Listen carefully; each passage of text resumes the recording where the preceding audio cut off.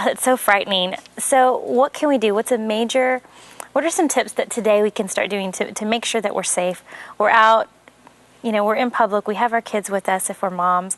What are some things we can do to make sure that we are not easy targets? Be aware of your environment.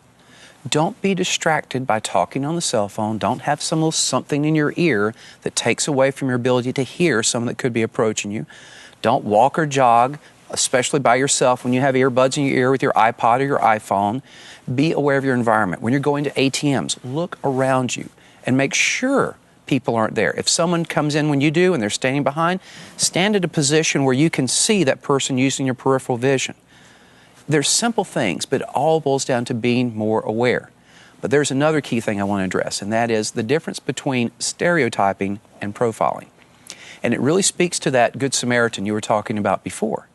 An instance, just about a month or so ago, I was here in Dallas. I was at a local grocery store, and a lady, mid-70s, walks in, and she approaches these two young guys working in the store.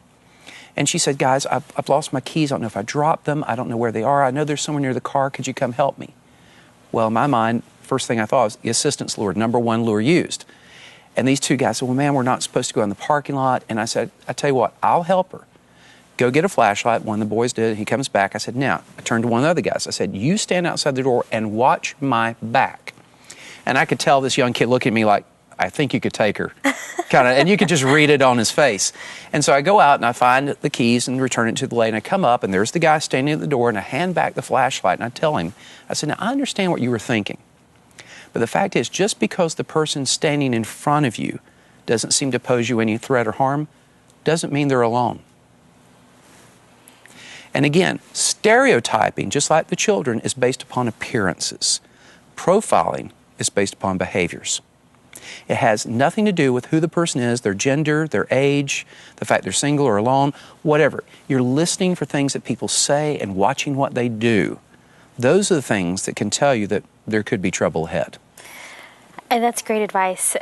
We can still help people, but always make sure that somebody's watching. Exactly. You can be a good Samaritan. You can still Just help. be a smart good Samaritan. Be smart. That's Yes, great. absolutely. Now, this is great for anybody watching, and I know you talked to a lot of different kinds of groups, and children, obviously, one set, but do you have other sets of groups that you also address with these Sure. I mean, I've issues? worked with a number of major corporations that will bring me in to train executives who travel on behalf of their companies that face dangers when they're traveling overseas because who they are, who they represent. But at the same time, I go in and work with groups of either women and or co-ed situations with families, young couples, etc., going into churches, going into schools, going even into homes or country clubs or gyms, wherever they are. I go on site and work with groups of 15, 20 people at a time that contract me to come in, taking what normally would cost tens of thousands of dollars in the corporate sector and bring down to several $100s for the private sector to give you the same level of training that corporate executives receive. So when you're talking with a corporation, what kind of training would you give someone in that type of environment? Well, it depends on the corporation. One particular company that has a fleet, a large fleet, their household name, of trucks that are out on the road. Well, they're dealing with situations now of road rage. They're dealing in situations of delivering their products to convenience stores at 2 or 3 o'clock in the morning, and there's still a guy with a wallet on them and valuables in their truck. And so they face a little bit different set of circumstances versus a corporate executive that may be traveling to Germany or England and dealing with cultural differences, but at the same time, the criminal mind is the criminal mind. I don't care what part of the world you go to, criminals are still predators looking for easy prey. True. So those parts remain the same, and they're the same things that parents need to be aware of, the same thing you and I need to be aware of when we're coming back from Walmart. So again, it's all about that environmental awareness and always being aware of not only your environment, when the environment is changing. Especially with travel, obviously your environment is going to change drastically if you're traveling. What can we do to make sure that we're safe? Obviously, being aware of our surroundings is huge and key, but what are some other things that we need, steps we can take to ensure our safety? Well, I think the other thing is, of course, listening. People that approach you, matter of fact, there have been several studies done that show that if you're approached, typically speaking, even career criminals rarely approach you with a gun or a knife in hand. More often than not, they're approaching you with a good story. That's actually good news, because it's a lot less intimidating when someone walks up, "Oh, excuse me, miss, could you help me get something in my car," than if I just pulled a knife or a gun on you. Because if it gives you that moment of pause to reflect and to think about it, well, sir, I'd love to be able to help you out, but the fact is I really can't. I've got some other things I need to do, but, I wish you well. Or if someone approached you, oh, miss, a woman were to approach you in a park, oh, you've got to come help me. My baby's locked in the car. I've left the car running. I'm afraid she's going to shift it in gear. And your immediate response, oh, my gosh, it's an emergency and it's a woman, so I've got to come run to help her. Again, she may not be alone. Stop and think. Can I really help? Am I a locksmith?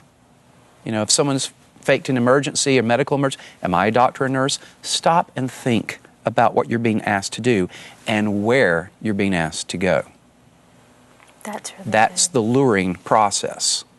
It's taking you from a crowded, safe environment to an isolated environment, and you don't notice the transition as it's happening. Wow, that's really good, because a lot of people go into that adrenaline rush. There's an emergency. Sure. They don't think. They just react. That's what they're counting on. Exactly. And so we have to stop and think about it first. Absolutely. There's no telling how many lives you just saved today by giving that little bit of piece of advice to tell somebody just to stop and think about it. So I thank you for that. Thank you. And for what you're doing to teach people to be more safe and more aware. Where can people get more information if they have more questions? Because I'm sure there's people going, okay, I need to know more. I want to make sure that, I teach my kids properly. You mentioned a website that one of the ladies you spoke with, she took her child to your website. Where can they go to find more information? Like everyone else nowadays, I'm found on the web. Yes. Simply defensebydesign.com. And if you wish to email me, it's simply jeff@defensebydesign.com. And so that's the same site they would go to if they want you to come speak at their particular organization. When you talk to these organizations, can you give us a few success stories or a little bit of feedback before we go today about what happens after you come in for these trainings? I was invited into a national company here in Dallas, and they had a predominantly female sales force.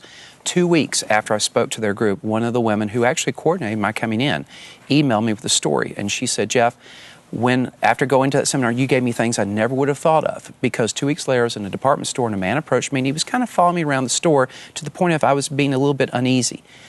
But it was what he kept saying. She said it was almost like he read off the script you taught us that day. The very exact same things that you were saying, he was saying, which immediately put me on alert to the point I went and got to the Department of Security, and he disappeared while I was going to get help. But it was the very fact that I never would have given anything he said a thought until I'd heard you. Jeff, thank you so much for what you're doing again and what you're teaching, and for coming to talking and sharing this with us, coming back to TBN after all these years. So thank you for coming and talking with us at Joy in Our Town. Sherry, thank you for having me. Thank you, and thank you all for watching Joy in Our Town.